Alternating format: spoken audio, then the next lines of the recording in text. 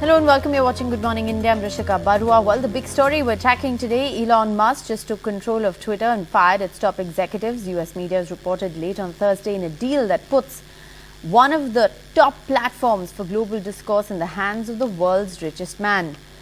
Musk sacked Chief Executive Officer Parag Agrawal, as well as the company's Chief Financial Officer, as well as the company's Head of Legal Policy, Trust and Safety. This is what the Washington Post and CNBC reported, citing unnamed sources. Musk has tried to step back from the Twitter deal, remember, soon after his unsolicited offer was accepted in April. And he also said in July that he was cancelling his contract because he was misled by Twitter over the number of fake bots. Now, this is an allegation that the company rejected. Twitter, in turn, sought to prove Musk was contriving excuses to walk away because he'd simply changed his mind. After Musk sought to terminate the sale, Twitter filed a lawsuit to hold Musk to the agreement. With the trial looming, the unpredictable billionaire then capitulated and revived his takeover plan, which is now all but done.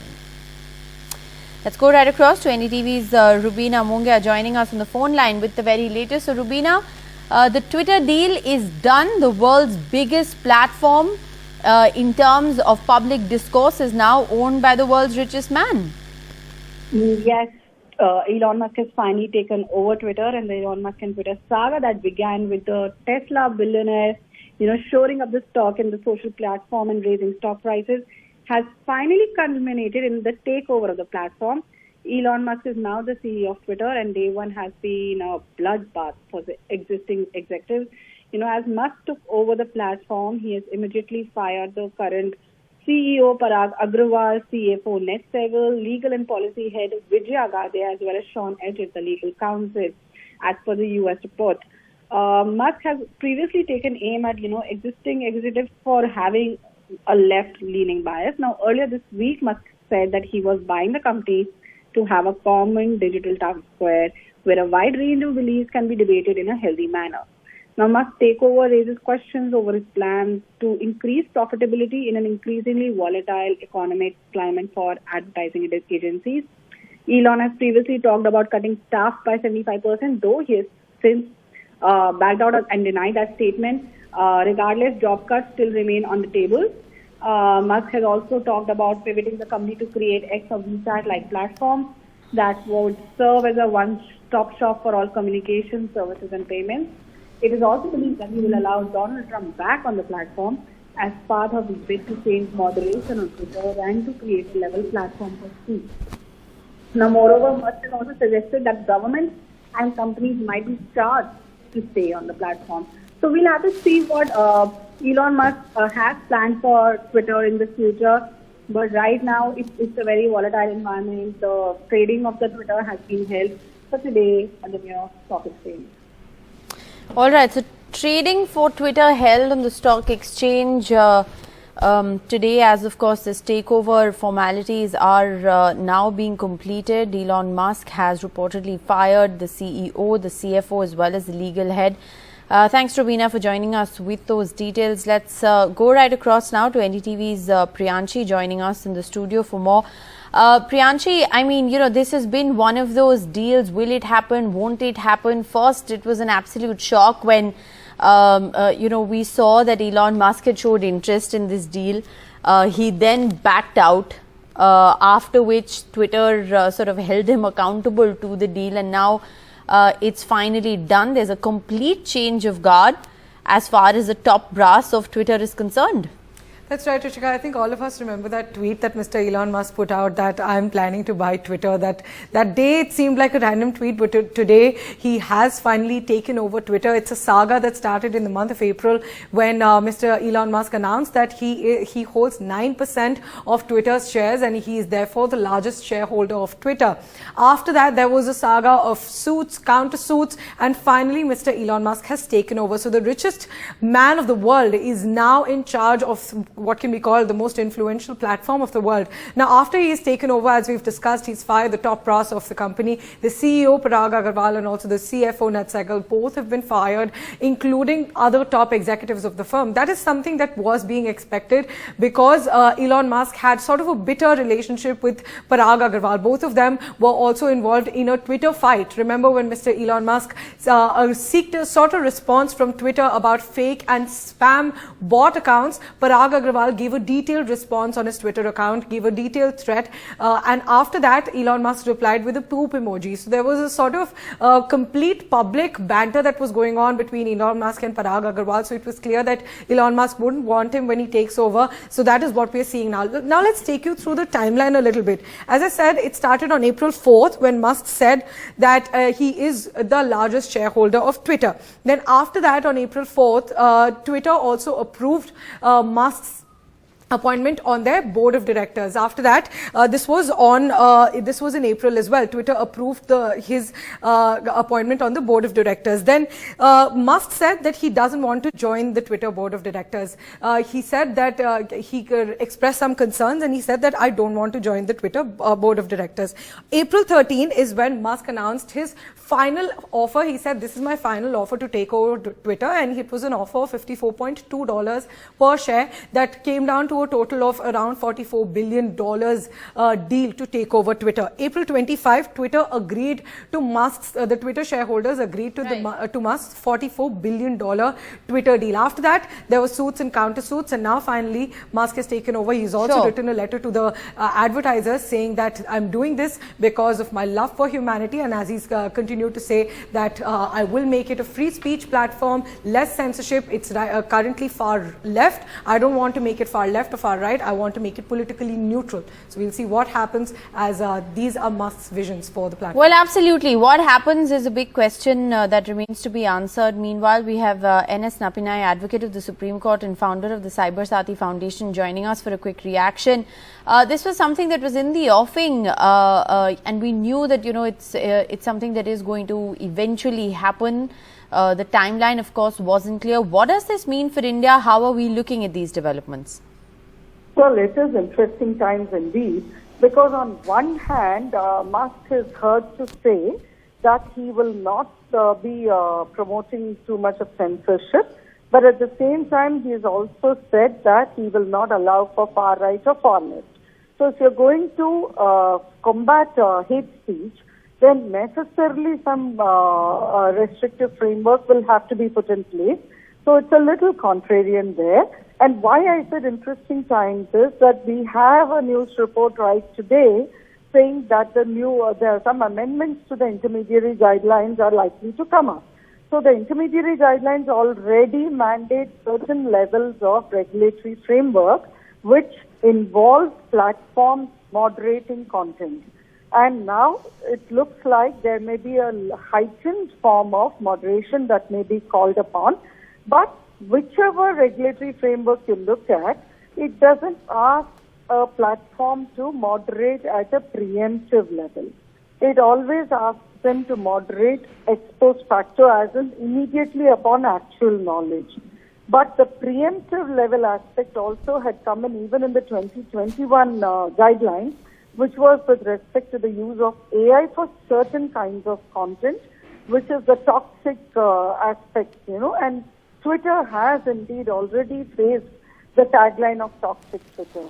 So it would be very interesting to see how the technology, so the money power has already been deployed, but it will be interesting to see how the technology power that Musk can bring to the table can be utilized well for protecting users, for creating an actual better platform, and also, of course, he is bound to try and make it into a successful business venture, and that seems to be the pitch also to the advertisers, etc.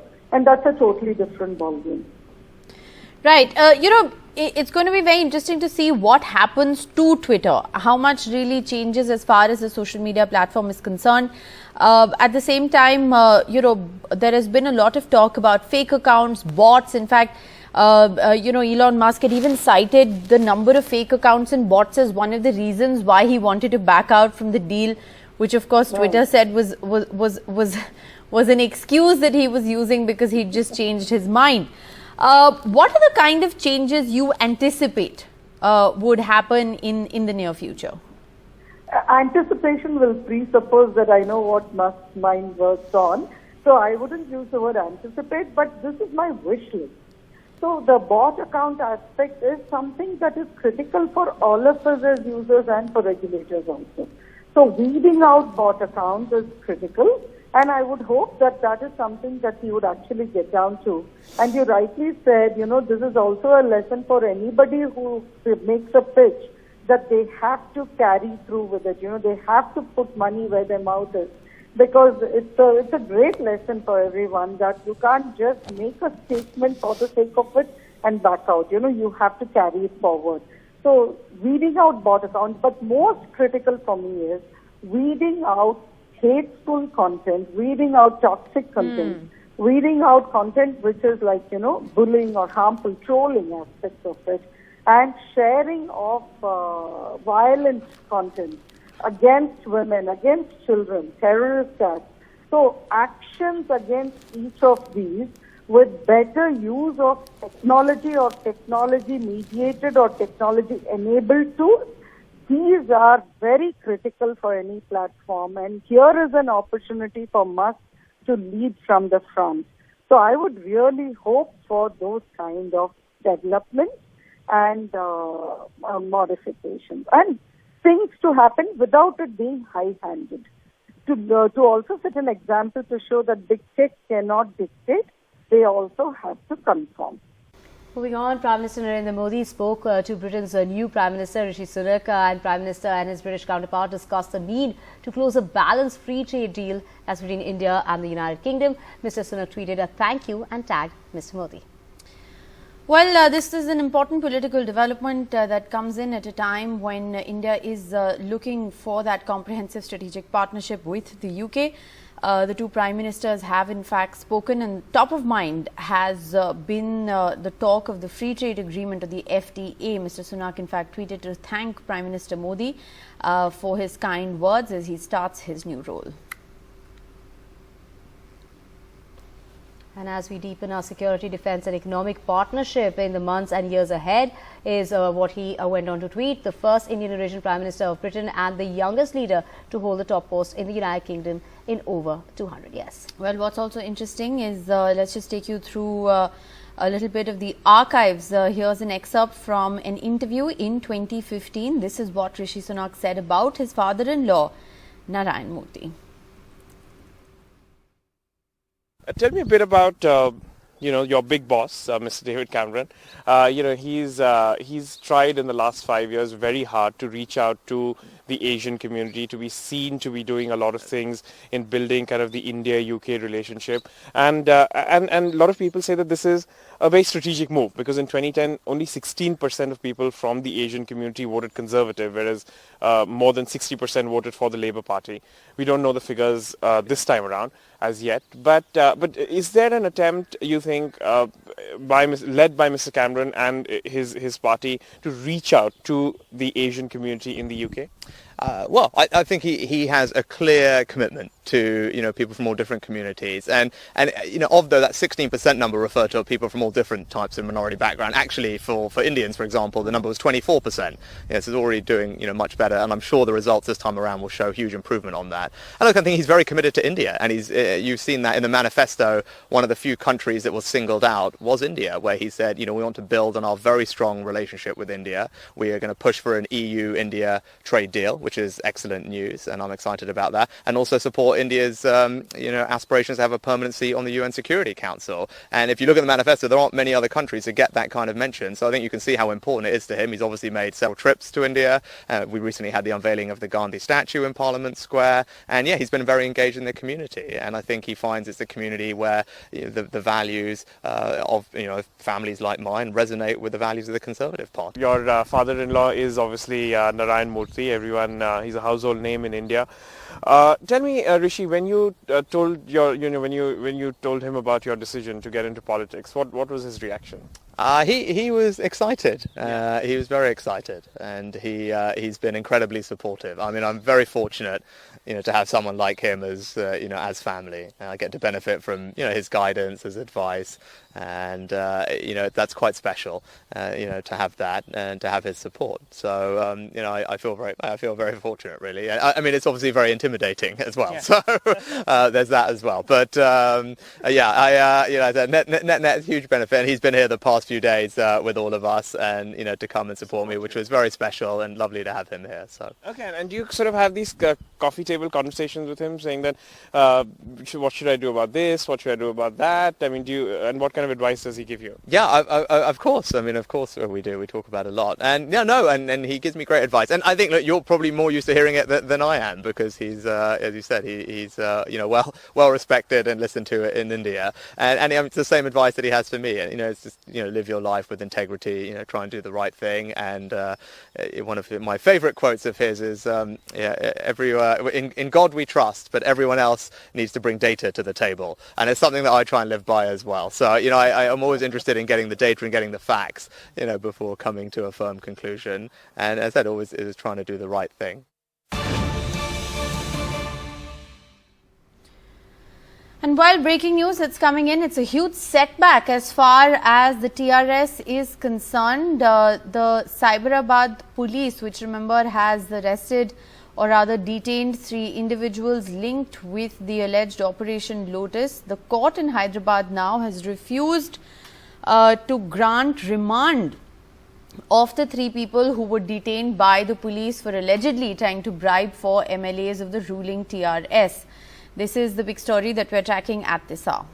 The 3 were, however, issued notices under Section 41, and this is due to the lack of evidence, like cash recovery was said to be the reason for letting those 3 that were named as accused in the FIR have walked out free now. To get more details, let's go right across to Uma Sudhir, who's joining us with more details. So, Uma, the court has cited lack of evidence, like no cash recovered from this farmhouse where allegedly the Operation Lotus deal, etc. was being done.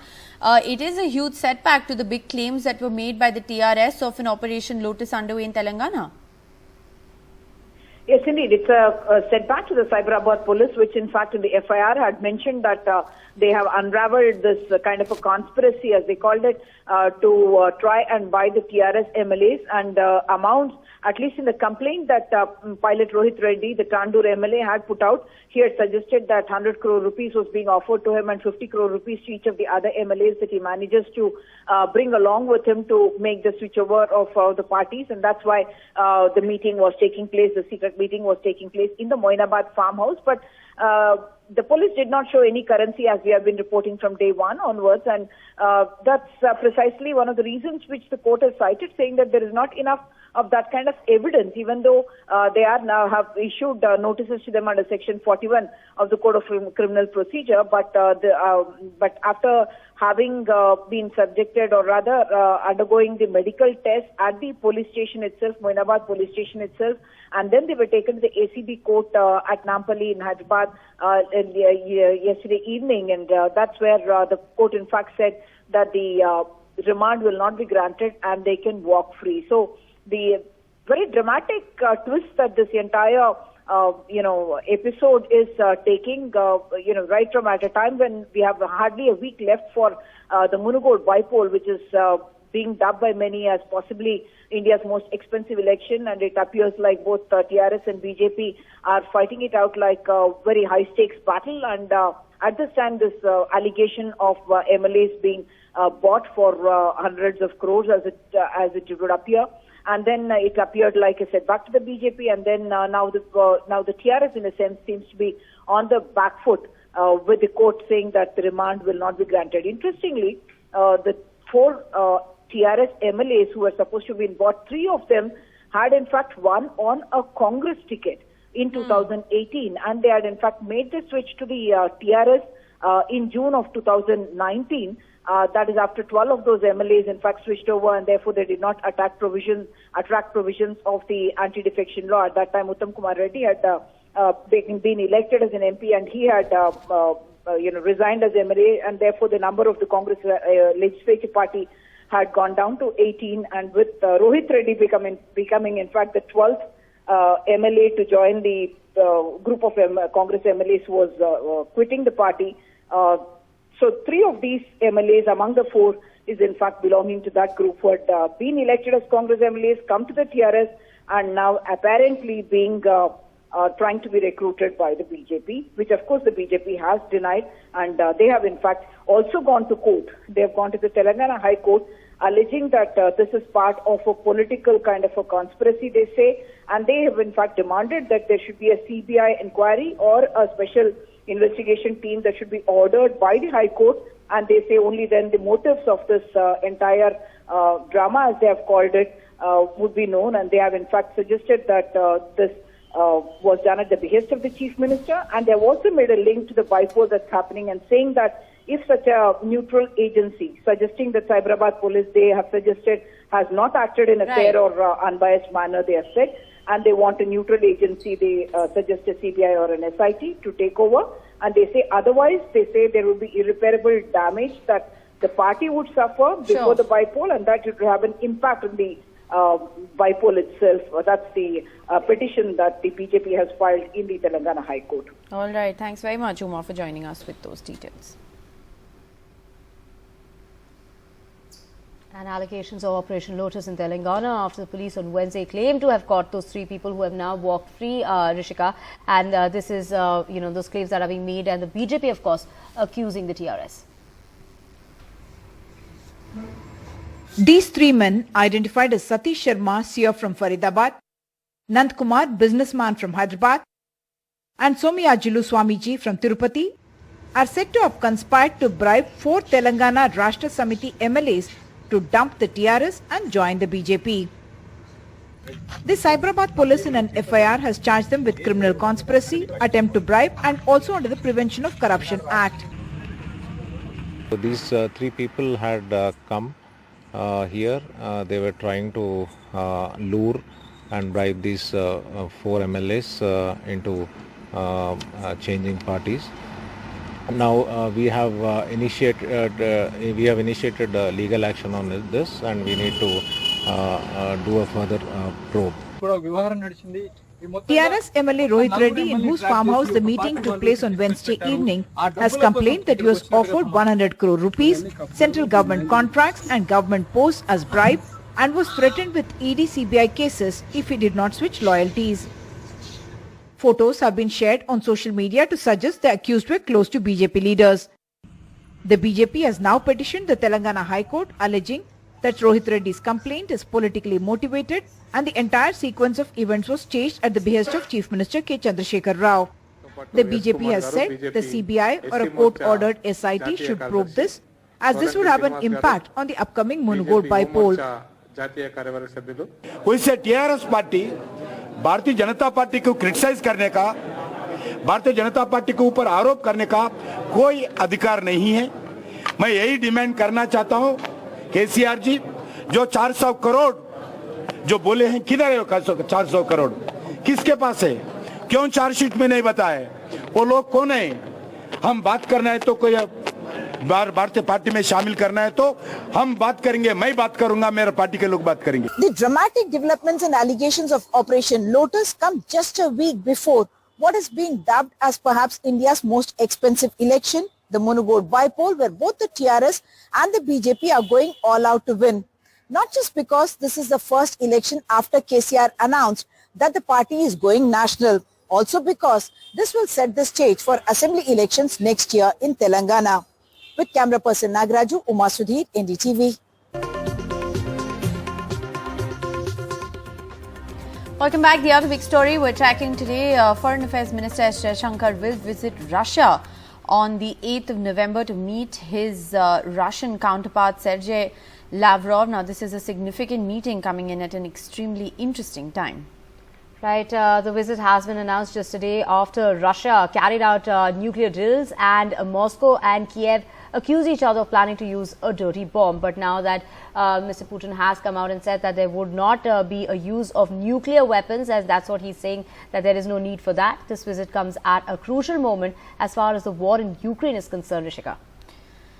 Well, interestingly, so far, the announcement of S. Jaishankar's visit is something that has been made from the Russian side. We're still awaiting official confirmation from the Ministry of External Affairs. Russian President, meanwhile, has now ruled out using nuclear weapons in Ukraine. Putin on Thursday denied having any intention of using nuclear weapons in the war. But described the conflict there as a part of alleged efforts by the West to secure its global domination, which he insisted are doomed to fail. He was speaking at a conference of international... Прямо сказала. Let's listen in.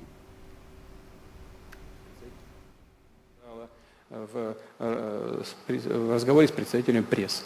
Да, в Великобритании ядерная держава, в обязанности премьера-министра входит возможное применение, и я сделаю это. Ну, это не дословно, да? Interestingly, President Putin has also lauded Prime Minister Modi's independent foreign policy and said that India has made great economic strides under his leadership. A lot has been done in the past years under the leadership of Prime Minister Modi.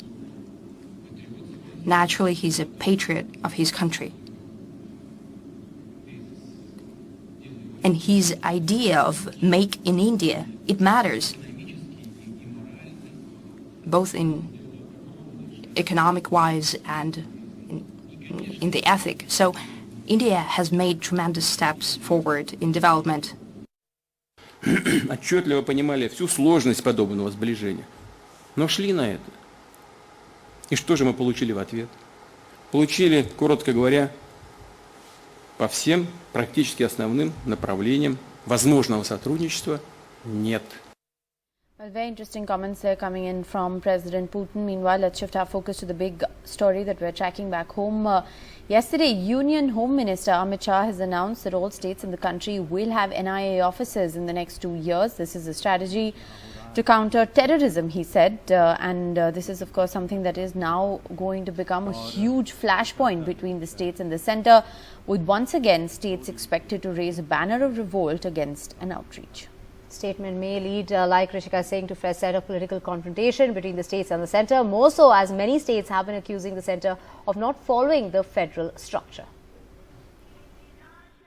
NIA को extra territorial क्षेत्र अधिकार देने का काम भी किया गया है और आतंकवादी से विचारधारा से अर्जित संपत्ति को जब्त करने का अधिकार भी NIA को दिया गया है और हमने तय किया है 2024 तक देश के सभी राज्यों में NIA की शाखाओं को स्थापित कर एक दृढ़ आतंकवाद विरोधी नेटवर्क बनाने में हम सफल होंगे. And well, pole-bound Gujarat has landed a huge new deal that's worth 22,000 crores or $2.66 billion. Tata and Airbus will manufacture transport planes for the military in Prime Minister Narendra Modi's home state, and the model code of conduct is not yet in place as the election dates have been notified.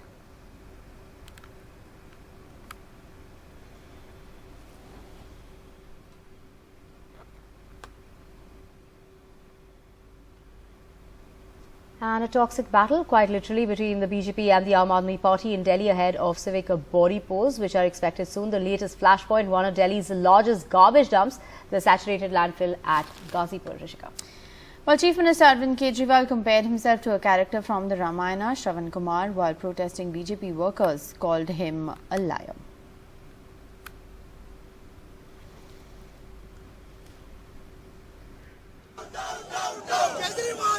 Political stink in the midst of Delhi's trash mountain that hasn't shrunk, with the BJP at the helm of the Delhi Municipal Corporation for the past 15 years. Pollution seems to be becoming a major political issue for the first time, with elections imminent to the municipality, one of the largest and wealthiest in the country. And the battle is not just over air pollution, but also water and land. This as Delhi topped the air pollution ranking globally yet again. At the Ghazipur landfill site, Kejriwal, while reminding his voters of the pilgrimages he organized, said this should be an election of revenge. over cancer-causing pollution. मैं दिल्ली की माँ बहनों से पूछना चाहता हूँ, तुम्हारे बेटे ने तुम लोगों के बच्चों के अच्छे स्कूल बनवाए, ये मंत्री आके मेरे को तुम्हारे बेटे को गाली देके जा रहे हैं, बर्दाश्त करोगे तुम लोग? इस बार बदला लेना है। बहुत ऊंचा हो गया। The BJP in turn visited the Yamuna to highlight the pollution. In the last 22 years, 5,000 crore rupees have been spent to clean this, but the pollution can be seen and smelt. Yamuna water is not fit for bathing, but in few days there is Chhat Puja, and you will see lakhs of women will take dip in this holy Yamuna, and after that they might fall sick, some skin diseases as well, because this water is so polluted. In fact, it is difficult to stand and report. The smell is so bad. पीछे झाग आपके दिख रहा है यमुना में, मुआयना करके आए हैं, क्या कहना चाहेंगे पहले बताइए। मैं इतना, मेरा मन रो रहा है आज।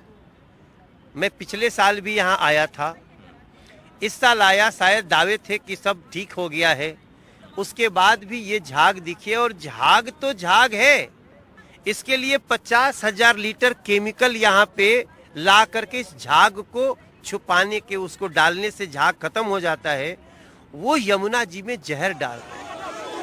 In the run-up to Gujarat and Delhi civic polls, the BJP amping up pressure on the Aam Aadmi Party, making pollution a key issue, as Arvind Kejriwal tries to cash in on his version of Hindutva politics, with announcements such as over 1,000 Chhat Puja venues across Delhi NCR.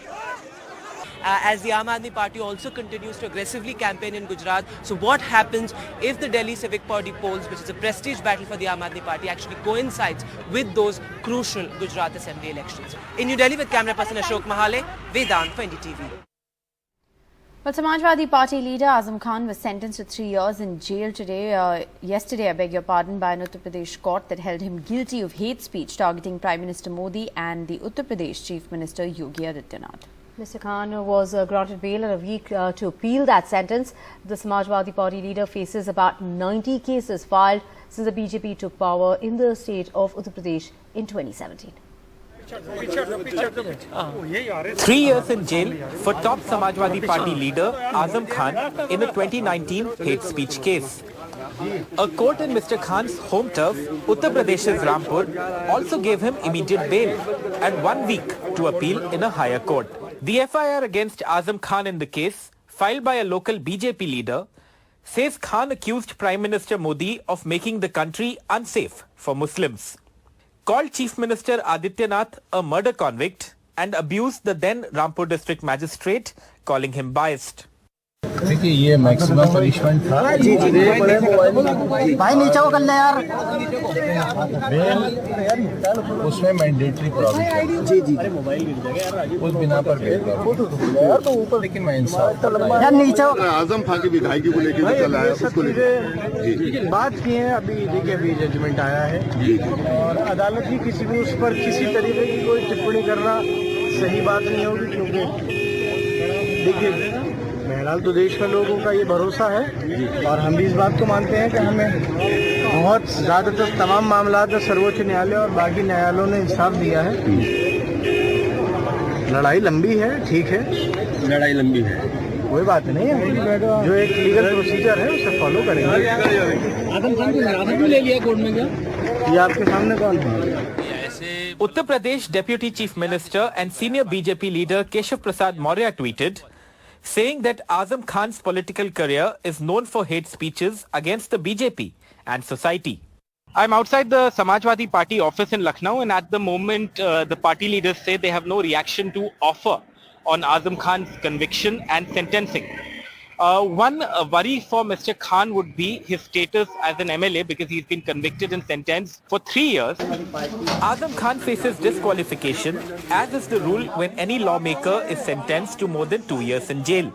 Khan is seen as the number 2 leader in Akhilesh Yadav's Samajwadi Party, with a strong following in western Uttar Pradesh. Charges in the 90-odd cases he faces since the Adityanath government took charge in 2017 range from theft to land grab. With Tamkeen Fayaz and Rajesh Gupta, Alok Pandey, NDTV. In other news, more than 44,000 candidates gathered in Bhopal to participate in the recruitment drive for the country's defence forces. Under the Agnipath scheme, 3,000 applicants had been called on the first day, while 5,000 each would attend the rally on remaining days. Agnipath aspirants reached Lal Parade ground in Bhopal closer to midnight. Some slept inside the tent, some outside. A few of them had food while waiting. It's close to midnight, but these young men will begin their tests for an army job just past midnight. The height check is conducted at 12:30 a.m. Then the candidates are divided into batches and the race for the first batch starts at 5. An estimated 44,000 applicants will participate in this particular drive. Across India, there are similar drives for a total of 40,000 vacancies as soldiers under the new Agnipath scheme. While some are here desperate for a job, others are here to serve the nation. Opinion here is therefore divided over the scheme, which has controversially cut the tenure from 17 years to just 4 and replacing a pension with a payout. 4 साल हो या 4 दिन हो, मुझे तो सिर्फ देश के लिए सेवा करना है। अच्छा, मैं इससे कोई मतलब ऐसा कुछ नहीं है कि 4 साल होने से मुझे कोई दिक्कत नहीं है, सिर्फ मुझे फौज में जाना है। चीज़ से तो खुश हैं सर, पर 4 साल की वैकेंसी के लिए ये खुश नहीं है सर। ये सारा प्राइवेट किया जा रहा है, इस चीज़ के लिए सर युवाओं पर गलत इफेक्ट पड़ेगा इस चीज़ का सर। आगे चल के सर क्या करेंगे, 4 साल बाद 10 लाख रुपए इसका क्या करेंगे, इस चीज़ पे काफ़ी ज़्यादा ध्यान देना चाहिए। ये स्वार्थ की दुनिया है सर, यहाँ पर युवाओं के साथ धोखा किया जा रहा है sir. At the national level to fill about the post all over the country, and this is the ground where the candidates appearing for the Agnipath scheme will go for all the physical tests and documents verification. So for today the process is over. Today around 3,000 candidates from 9 districts of MP appeared for their physical examination, and for the next few days around 5,000 candidates are expected from all over the MP. 4 साल की हो या फिर जीवन भर की, army तो army है और हमें तो आर्मी का शौक पाला है बचपन से। तो अच्छा, आर्मी के लिए कुछ भी। तो मूछे भी आपने बिल्कुल सेना टाइप रखी है? तो अपन फैन भगत सिंह का है तो रखेंगे भी है। अच्छा। From those who make it will serve for 4 years, including the training period. After those years, only 25% of the Agniveers will be re-enlisted in the regular cadre based on merit, willingness and medical fitness. With Bureau Inputs, Anurag Dhwari in Bhopal for NDTV.